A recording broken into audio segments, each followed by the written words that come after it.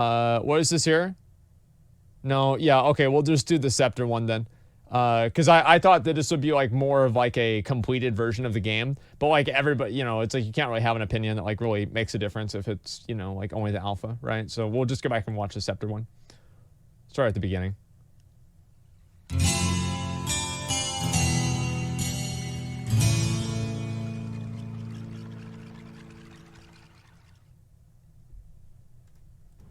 Hey guys, what's up? MadSeason here, back with another video for you in the quest log series where I go over some of the more epic or cool quest chains in World of Warcraft. Okay. In this one, we're returning to the Scepter of the Shifting Sands chain. The best quest ever made. We covered the beginning of the chain, we talked about the war effort to open the gates, some head collecting, some insect part collecting, and how we needed to rebuild this special scepter by going all around the world collecting different colored shards. Exactly. We covered the green shard this is the in best part quest 1, I ever made. so you may want to watch that one first. I'll have a link in the description. So, we just have 2 more to go, the blue and the red shards. The latter was actually pretty simple compared to the other chains. Okay. If you remember, our contact for this whole chain, Anachronos, entrusted these shards to various dragons. I'm just disappointed this guy wasn't alive in beta for us The to red kill. one was entrusted to Velistraz, who you may remember as the second boss in the Black Yeah, that didn't work out too well, did it? We already visited this place once for the Broodlord Lashlaire's head, but this time, things are a little more difficult. If you're on this part of the chain, Velistraz will offer you a special quest called Nefarious' Corruption. I think you have to kill him. Oh, it's 5. Yeah, I thought it was 2, He now it's explains 5. to you that Nefarian has stolen the red scepter shard and will destroy it within 5 hours, making this a timed run. That's right, you have to rush from Velistraz all the way to Nefarian in which only was 7 bosses 5 total, hours. in under 5 hours. Wow, that's hard to do. Remember, AQ40 wasn't Holy out shit. at this point, of course, so this wasn't a joke. It varied from guild to guild, but it'd take a you whole had to have hour. your stuff together to make the timer and have this place on farm. No more help from other raids like with the green shard. This was just you and your guild in a raiding time trial. Wait, where's that blue dragon come from? Was that always in the game? I don't remember that shit. No, for real, is that? Yeah, or you're in the stream, exactly. Yeah, was that in the game? I don't remember that anywhere. If you failed, you actually got a pretty funny letter from the man himself, sort of taunting you for your unsuccessful attempt. From the desk of Lord Victor Nefarious, to whom it may concern. It's like a law office? How I love these games we play. I can only assume that if you're reading this letter, you have somehow, through miracle or divine intervention, managed to vanquish me. Preposterous, I know, but stranger things have happened in the history of this world. Okay. As with all things in life, there is a glorious silver lining of tragedy, chaos, and evil in this sorrowful tale. While you have slain me, you have done so in such a slow and disorderly fashion that I have had time enough to write this letter after I destroyed your only hope of saving this world. Wow. The crushed red crystal That's powder actually cool. is all that is left What the of your fuck? scepter shard. Enjoy the Nemesis and Stormrage armaments that you may find in my treasure trove. Believe me when I tell you this, I take great pleasure in knowing that I did what my father could not. Sincerely, Lord Victor Nefarious, aka the artist formerly known as Nefarian. If Blizzard did something like that now, players would somehow figure out a way to turn it into Blizzard making fun of them and bullying them. And they would have to take this out of the game. Jeez, what a jerk. But if you were successful, that was it. You got the red shard. And again, just like the Broodlord Lashlaire and the Nightmare Shard from the Twilight Corruptor, just one dropped. So this is the 3rd single drop item we've covered so far, so at this point, most of the people who started this chain were weeded out, and only a select few would press on through this gauntlet of questing, grinding, and raiding. You had until the Cataclysm expansion to finish this chain, I did mine in but Wrath. to get all of the rewards, you are under a strict time limit here, so time was of the essence. Send that later And to in you when you addition beta to the read and shard, raid finder only. you also That'd got be a a good choice idea. between some shadow resistance agility legs or a shadow resist amulet.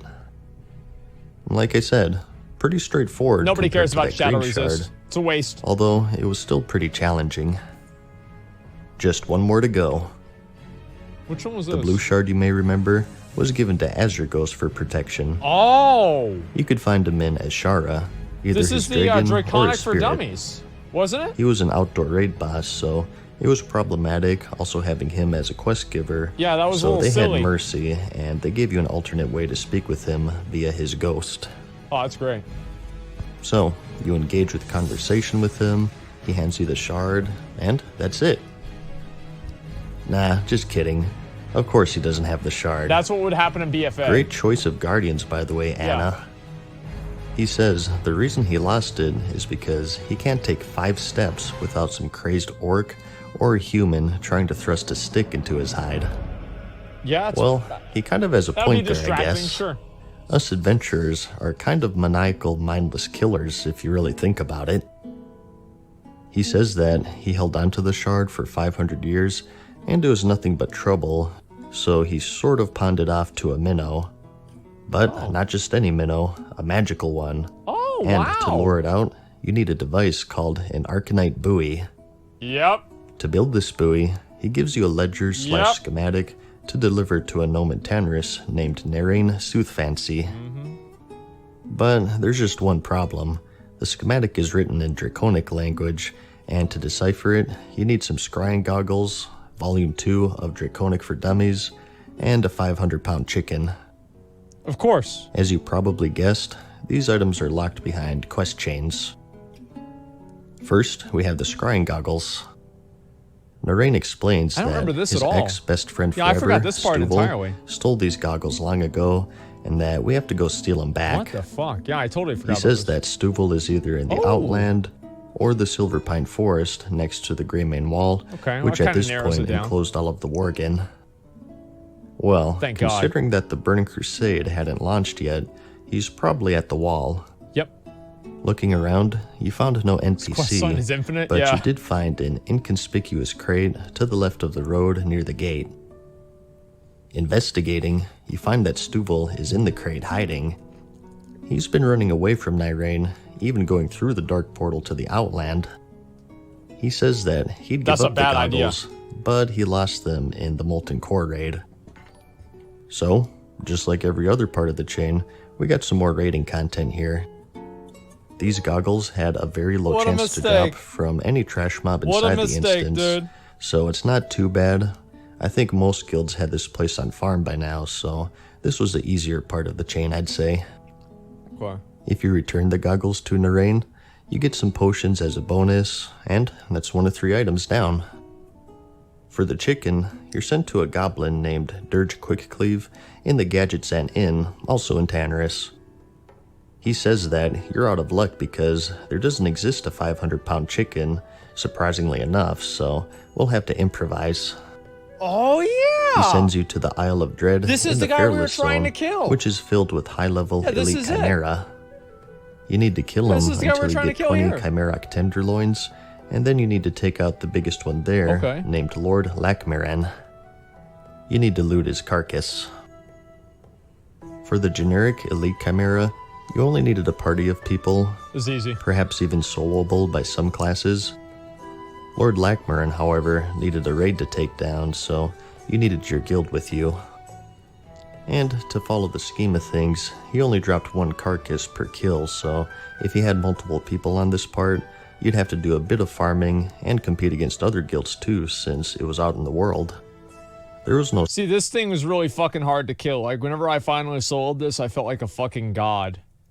server hopping back then, so No, you just have to camp it. I watched half of this. I didn't watch the whole thing. I watched If like you're successful, you return first to 2 or 3 Dirge. minutes of it. But to complete the recipe, he offers you the follow-up quest where he asks for 20 each of Deep Rock Salt Oh, that and shit's Goblin easy. Rocket Fuel.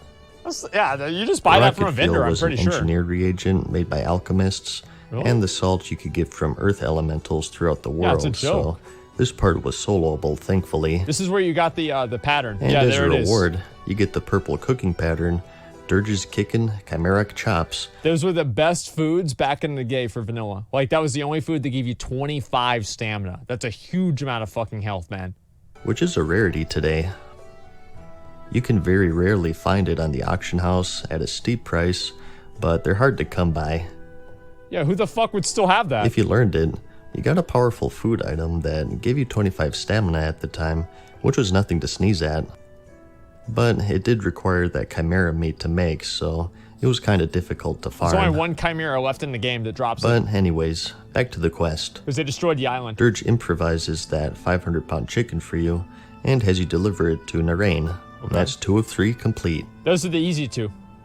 The last one was the most involved, and that's Draconic for Dummies Volume 2. This was ridiculous. Narain says that he has the book hidden away on a faraway island south of the Tannerus Zone, and he said that he needed a gyrocopter to reach it, which is great because you couldn't fly at this point.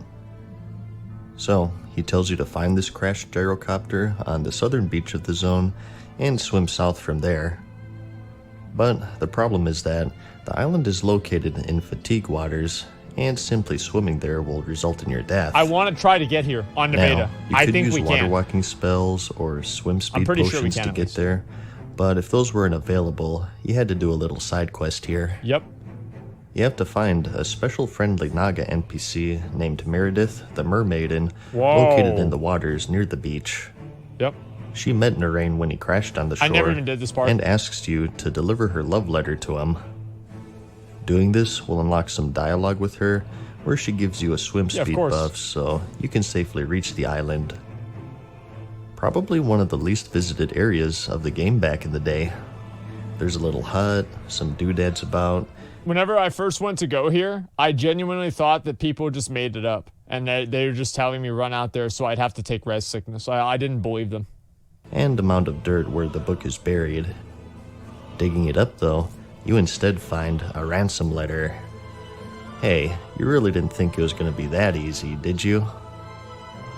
You return this letter to Narain, and the instructions are that he's to deliver some gold at a drop-off point all the way in the Winter Spring Zone. Oh, this is where you fight the gorilla. He instead gives you a bag of rocks, a trap, and a disguise that changes your appearance to his. The actual drop-off point is located way out here on the map in the southeast. That's actually cool. They have that. It's this small little peak here. So, you use the disguise, place the bag of rocks, and an NPC named Dr. Weevil will show up. This gorilla was really fucking hard to kill, by the way. Why does everyone get to fly? Did these guys buy Cataclysm already? What's going on? Yeah, basically. Naturally, the plan doesn't work. Of course Weevil not. sees through the disguise and summons a giant ape named Number 2 to attack you. This thing was a level 61 elite, requiring a party of 5 to take down. He was about as strong as King Mosh. Look how much damage is I remember helping a guildmate kill it back 700 in the day on a tier 2 and getting tank. knocked off the cliff to my doom. So you win had some, to you make lose sure some. that you pulled him away from there. Yep. Although you killed the ape, you're still bookless, and returning to Narain, you find out that Weevil ripped out the pages of the book and scattered them across the world, so we gotta track them down, naturally. It's like every single time that you think that you get closer, you realize how much farther away you are. And like, in a way, I fucking hate quests that are like this, because every single time you get your chance, and then it just takes longer and longer and longer to take every fucking time, man. But it's almost like real life, and that's what I think is kind of interesting about it. This is the start of a lot of globetrotting. These chapters are located all across the world and are locked behind solo, party, and raiding content, and it's the roughest part of the Blue Shard chain. I fucking hated this part, dude. This is the worst part. I think we'll call it a video here. I wanted to get it done in 2 parts, but I gotta stop talking, so we'll finish up the chain in part 3, I guess. I hope you're enjoying the series so far, and I'll see you in the next one. Think about this. This quest line, it takes longer for him to explain this quest line than it does for you to do any quest line in the current game.